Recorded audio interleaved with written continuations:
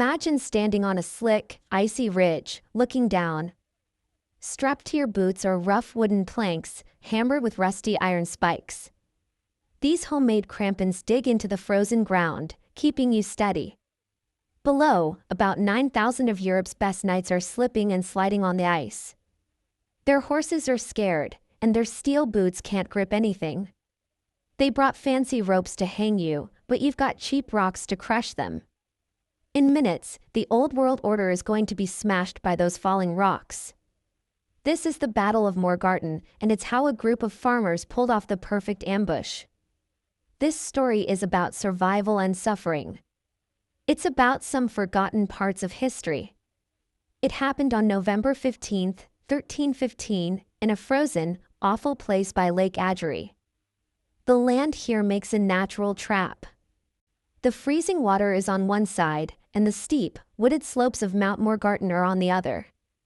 Between them is a muddy path, barely wide enough for 2 horses. Duke Leopold von Habsburg is leading his army right into this trap. He's not thinking about tactics. He sees this as a hunting trip to punish some farmers in the forest who are acting up. His army stretches for miles, a bright ribbon of shiny steel and silk.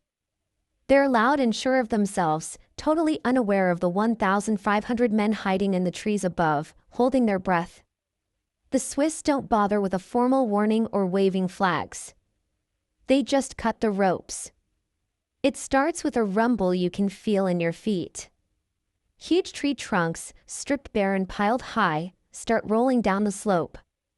They pick up speed, snapping small trees like twigs, heading right for the packed army below. The impact is terrible. The logs crash into the middle of the Habsburg line, breaking it apart instantly. Horses freak out from the noise and shaking ground, rearing up and throwing their riders. Knights in armor crash onto the ice, unable to get up, crushed under their own horses' hooves. The army is split in two. The front can't move because the path is blocked by the pile of logs. The back can't retreat because thousands of confused soldiers are pushing forward. It's chaos, and then the rocks start falling, boulders the size of barrels bounce down the mountain, smashing through shields and crushing helmets. The screams of men and horses drown out the commander's orders. The mighty heavy cavalry is now just a scared mob stuck in a bowling alley. Then the Swiss attack. They don't march, they sprint down the icy slopes, their spiked boots giving them great grip. The knights below can barely stand, but the Swiss hit them with the force of a train. It's not a battle, it's an execution. The Swiss aren't looking for anyone to surrender. They use halberds and morning stars, weapons made to break armor and crush bones. A knight struggles to his knees, raising his hand to give up, expecting to be taken for ransom. A Swiss farmer answers by driving an axe through his helmet. Blood splatters across the snow. The knights on the edge of the road are pushed into Lake Ägeri. The water thrashes as hundreds of men, weighed down by heavy armor, sink into the dark depths. They don't even get to fight, they just drown, watching the surface disappear above them. In less than an hour, the idea of knightly superiority is destroyed. The Swiss turned the land itself into a weapon, using it to tear the Habsburg army apart. But why were these farmers so angry that they massacred nobles? Why was Leopold so dumb that he walked into this trap? To learn that, we need to look at the men who thought they owned the world. To understand the disaster, we have to leave the bloody snow of Morgarten and go to the fancy halls of Vienna. We need to see the victims not as corpses, but as they saw themselves, the rulers of everything. The House of Habsburg wasn't just a noble family, they were a force of nature. By the early 1300s, they were taking over Central Europe. They controlled Austria, Styria, and big parts of what is now Germany. They were the institution that everyone deemed too big to fail. Their power came from God, money, and the strongest cavalry. Duke Leopold I was at the center of it all. He was 25, the younger brother of Frederick the Fair, the King of Germany. Leopold was a copy of the perfect medieval aristocrat, wanting power, perfectly bred, and too sure of himself. He wanted to prove himself, so he had the best armor and commanded knights who had trained for war their whole lives. But Leopold had a weakness, the one that many superpowers have. He couldn't imagine that a weaker enemy would fight back. When Leopold looked at the forest cantons of Uri, Schwyz, and Unterwalden, he didn't see a country, he saw a property dispute. These farmers had papers giving them freedom, but the Habsburgs saw those papers as errors that needed to be fixed. To Leopold, the Swiss weren't soldiers, they were renters who hadn't paid. This thinking led to his preparation, or lack of it. When the Habsburg army met in the town of Zug in November 1315, it was like a party. The knights put on their shiny armor, and their assistants polished shields with lions and eagles. They saw this as a parade, not a campaign. They brought wine, nice clothes, and extra horses, plus bundles of rope, not for climbing but for hanging people. Leopold planned to capture the leaders of the rebellion, kill them publicly to restore order, and be back in a warm castle by Christmas. He brought no guides, and he set up no scouting. Why would he? You don't scout for cattle, you herd them. The Duke's attitude went all the way down to the lowest assistant. The knights followed chivalry, a code of ethics for how nobles should kill each other, but it had a loophole, it only applied to people like them. When fighting knights, you showed honor. When fighting farmers, you showed the whip. They saw the Swiss as less than human, armed with farming tools. Leopold's plan was simple: march south from Zug, go through the mountains on the easiest path, and crush the resistance with intimidation. He ignored the warnings of local lords who knew the land. One story tells of a court fool who, when asked about the plan, said, "You've all talked about how to get in, but none of you have talked about how to get out." Leopold laughed it off, trusting the standard medieval tactic: shock. The sight of 9,000 armed men, with nearly 2,000 knights, was usually enough to send farmers running into the woods. He bet on fear, and he was right about the fear. The Swiss were terrified, but he was wrong about how they would react to it. Instead of running, they decided to make a stand. Leopold rode out of Zug on November 14th, his armor shining, his banners waving. He was leading the best of Austrian nobility into a narrow, frozen trap, thinking he was going to a trophy ceremony, unaware that he was leading the funeral procession of the feudal age. But the Swiss didn't just wake up one morning and decide to fight the emperor's brother. Years earlier, a violent raid set this in motion, something more like a scene from a Viking story than a battle. History is complicated. It's tempting to see the Swiss as just innocent people defending their homes, but the truth is darker. The thing that started the fire at Morgarten wasn't a declaration of independence, it was a drunken, sacrilegious raid on a monastery. For a long time, the people of Schwyz had been fighting with the Einsiedel Abbey. It was a conflict about survival. Flatland was precious in the Alps, and both the farmers and the monks claimed the same forests and pastures for their cattle and timber. The abbot, protected by the Habsburgs, often complained that the farmers were stealing his timber. The farmers said that the land had been theirs forever, long before the monks arrived with their papers. Then, on the cold night of January 6, 1314, everything changed. Led by their leader, Werner Stauffacher, some angry men from Schwyz decided they had enough of the abbot's threats. They didn't send a letter, they invaded the abbey. It wasn't a friendly visit. The men of Schwyz broke down the doors, looted the cellars, and drank all the monks' wine. They smashed relics, ruined the altars, and ran wild. They also rounded up the monks, dragged them out into the snow, and took them hostage. This was a terrible mistake. In the 1300s, attacking a monastery was like attacking God. The Bishop of Constance, urged by the Habsburgs, put Schwyz under interdict, the nuclear weapon of the medieval church. It meant no masses, no baptisms, no marriages, and the dead couldn't be buried in holy ground. The people of Schwyz were now spiritually dead, damned to hell. Eventually, the interdict was extended to all three cantons because they refused to abandon each other.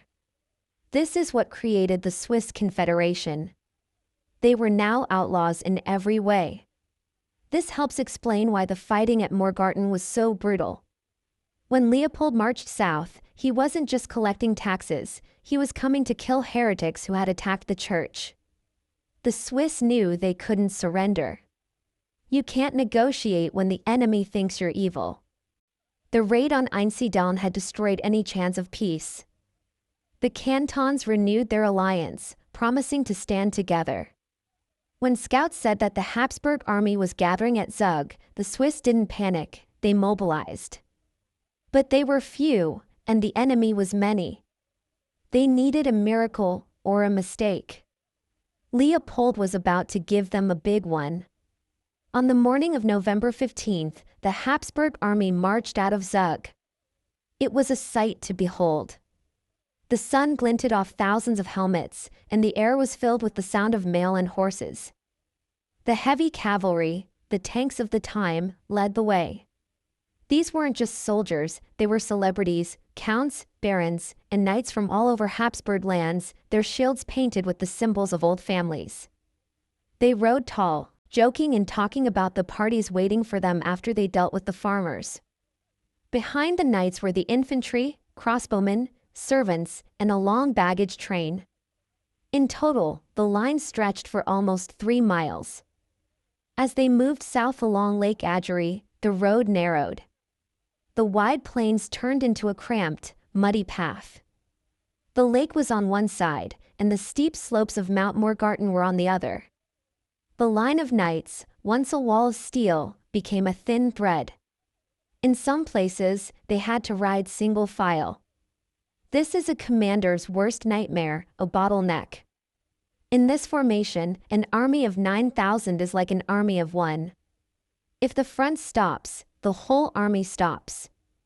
If the front is attacked, the rest can only watch. Leopold pressed on, blinded by his arrogance. He thought the Swiss would be waiting in a shield wall on an open field, where his knights could charge and break them. The idea that the enemy wouldn't play by the rules didn't occur to him. One story says that Henry of Hindenburg, a local noble who supported the Swiss, tried to warn the Austrians. He supposedly shot an arrow into the camp with a message, "Watch out at Morgarten." Others say he tried to warn Leopold, pointing out that the pass was a death trap. If he did, it was ignored. Leopold likely saw caution as weakness. By mid-morning, the front of the Austrian army was deep in the pass between the mountain and the lake.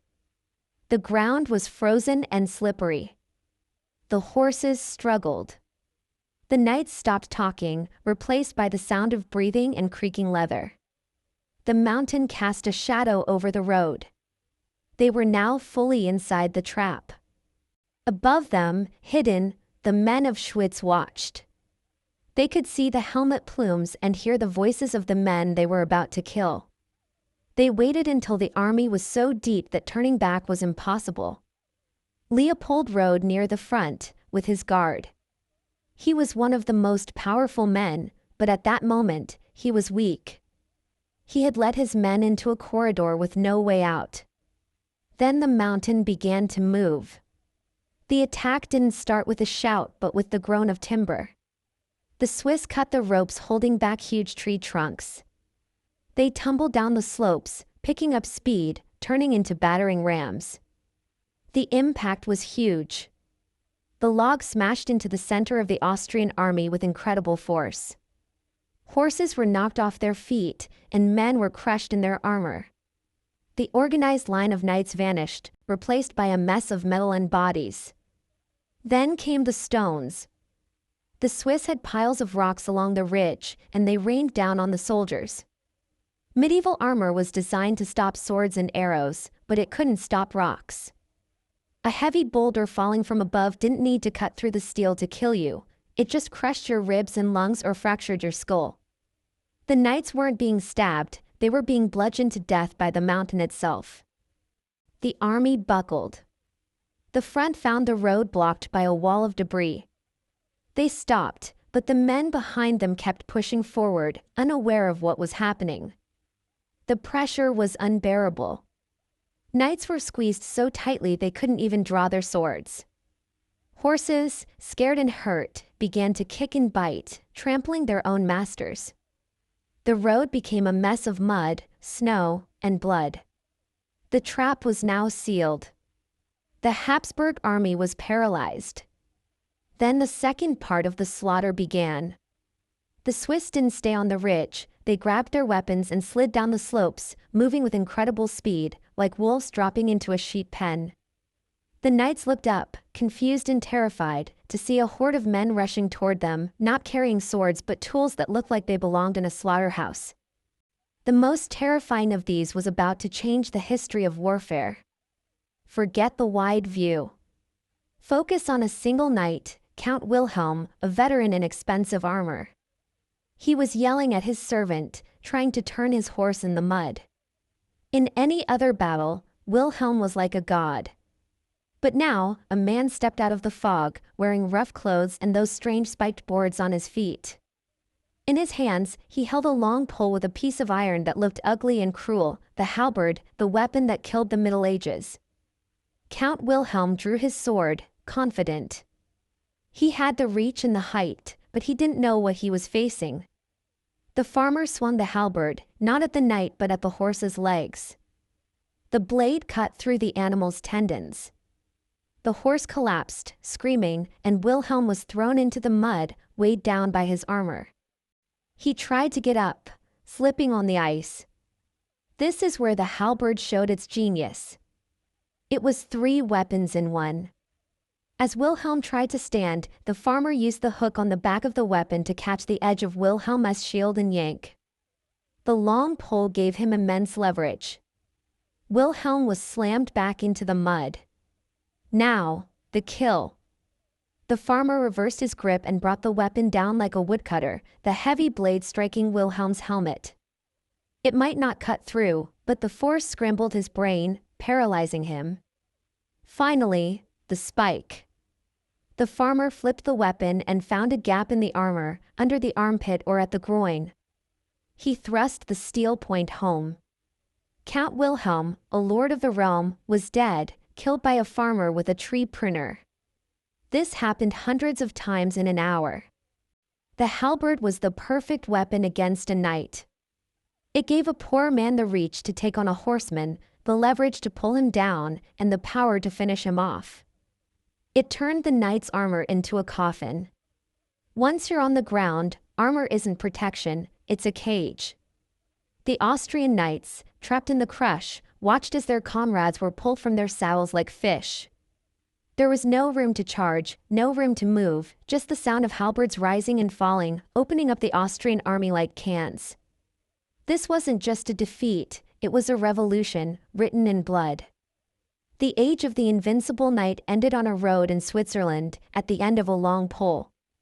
As the ambush ended, the surviving Austrians tried to surrender. In 1315, war between nobles was a business deal. If you were a knight and you were trapped, you would raise your visor, drop your sword, and shout your name. You would offer a ransom in exchange for your life. The victor would accept, take you prisoner, and later sell you back to your family. It was a gentleman's agreement. War was dangerous, but there was a safety net for the rich. The Battle of Morgarten destroyed that net. When the Habsburg knights raised their hands to give up, the Swiss gave them confused looks. They didn't speak the language of the aristocracy, they didn't care about family, and they had no place to hold prisoners or food to feed them. To them, a knight offering surrender was and a bag of gold but a man who had come to burn their homes. The chronicles described scenes of horror. Knights screamed promises of wealth, holding up jewels. The Swiss answered with the halberd, hacking down men who were already on their knees, smashing the skulls of those begging for mercy. There was no sorting of the dead from the living, just the sound of iron on flesh, repeated until nothing moved. This sent a shock wave through Europe, even more powerful than the defeat. To the French and English courts, this wasn't war, it was a crime against nature, as if the sheep had killed the wolves without respect for the food chain. The Swiss ferocity came from a cold logic. They knew that if they let these men live, they would be back next year with a bigger army. They had to make the cost of invasion so high that the Habsburgs would be afraid to return. They were sending a message written in blood: "We don't play your game." This policy changed the psychology of the battlefield. The Austrian soldiers realized that their armor and high birth wouldn't save them. Panic turned into hysteria. If surrender was death and fighting was death, there was only one option: escape. But the road back was blocked. To the right was the mountain, and that left only one direction: the lake. The edge of Lake Ägeri became the final act of the tragedy. Driven by the Swiss, hundreds of Austrian knights were pushed into the water. In summer, swimming might have been a way out, but this was November. The water was freezing, shocking anyone who fell in. And then there was the weight. Armor, combined with padding and a sword, weighed 60 to 80 pounds. On land, a fit man could run and fight in it. In the water, it was an anchor. The knights who fell and didn't splash and swim, they sank. The chronicles paint a terrible picture. The surface of the lake thrashed as horses kicked and men struggled, pulling each other down in their panic. They tried to undo their armor with frozen fingers, gasping for air, but the straps were complex. You needed a servant to get them off. There was no time. Bubbles rose to the surface, followed by silence. The best of Austria drowned just yards from shore, watching the blurred shapes of the slaughter through the water above. Meanwhile, at the head of the army, Duke Leopold saw his world fall apart. Leopold didn't die at Morgarten, but the man who rode out of Zug that morning was gone. Instead, he was a fugitive. His guard managed to force a path back through the chaos, abandoning their own men to clear a path. The accounts say that Leopold fled, his face white, weeping with rage and terror. He had to ride hard, leaving his army to the butchers. By early afternoon, the screaming stopped. The silence was heavy. The road was a ruin of wagons, horses, and the bodies of nearly 2,000 soldiers. The snow was crimson. The water of the lake was stained pink along the shore. The casualties were unbelievable. The Austrians had lost their nobility, counts, barons, and knights by the hundreds. The Swiss, according to most accounts, lost about 12 men. The survivors brought back fear. They told stories of forest devils who couldn't be killed, who struck from nowhere, and who respected nothing. The power of the Habsburgs had been left at the bottom of Lake Ägeri. But for the Swiss, the work wasn't done. They stripped the dead, taking armor, weapons, and jewelry to fund their independence.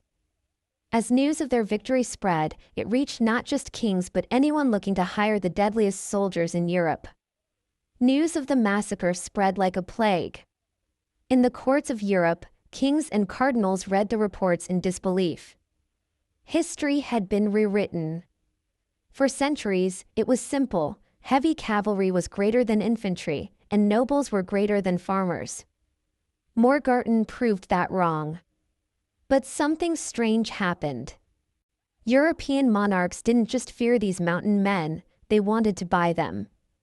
This was the start of Switzerland's most exportable product: mercenaries. Long before banks, chocolate, and watches, Switzerland exported violence. The men of the forest realized that the same skills they used to butcher the Habsburgs, discipline, mastery of the land, and ruthlessness, were valuable. Their land was poor, the soil was rocky, and the winters were harsh, but their neighbors were rich and always fighting. The Battle of Morgarten was the campaign. It proved that infantry could stop a cavalry charge. Suddenly, every duke and king wanted Swiss soldiers. The Swiss evolved quickly. While Morgarten was won with the halberd, they soon used the pike, a long spear that allowed them to create forests of steel. They developed the pike square, a formation that was like a moving fortress. But their brand wasn't just tactics, it was psychology. Remember the no surrender from Morgarten? That became their trademark. When you hired Swiss mercenaries, you were hiring terror. Enemy armies would often break and run just at the sight of the Swiss cross or the sound of their horns. They knew that if the Swiss won, there would be no ransom, no mercy, and no survivors.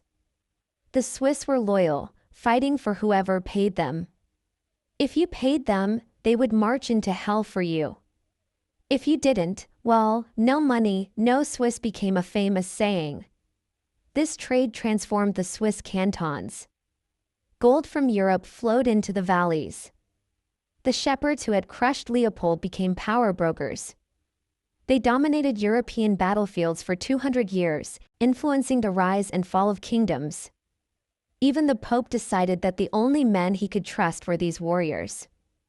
The Swiss Guard that protects the Pope today, with their uniforms and halberds, are descended from the men who stood in the snow at Morgarten. The victory didn't just save a small place, it launched a complex that defined an era. The farmers had proven that they didn't need knights. They could kill the knights, take their gold, and take their jobs. But all power ends. The age of the Swiss mercenary declined with gunpowder and artillery, which could destroy their formations. Yet the spirit born at Morgarten, the idea of neutrality and independence, remained. If you visit Lake Ägeri today, there's silence. A stone monument stands near the road, overlooking the water, remembering what turned the world upside down. The Battle of Morgarten was more than an ambush, it was when the Swiss proved they could exist.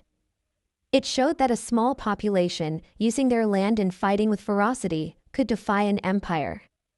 This is a lesson that history repeats. We see Morgarten in the forests of Finland in 1939, the jungles of Vietnam in the 1960s, and the mountains of Afghanistan. It is the timeless idea of asymmetric warfare. When the little guy refuses to play by the rules of the big guy, the outcome is uncertain. Morgarten became the foundation of Swiss identity. It created the idea of armed neutrality. They learned that peace isn't given, it is earned by being too tough to conquer. They became the porcupine of Europe, peaceful if left alone but deadly if touched. The knights rode into that pass believing that their family and armor entitled them to victory. They died discovering that war cares nothing for titles, it respects physics and the will to kill. The Swiss farmers didn't just defend a border, they destroyed the idea that some men are born to rule and others to serve. They proved that free men fighting for their soil are the soldiers on earth. So think about the mountains of Switzerland and remember what lies beneath the snow. It was bought a price. It was paid for in the freezing mud of 1315, with the blood of princes and the swing of a halberd.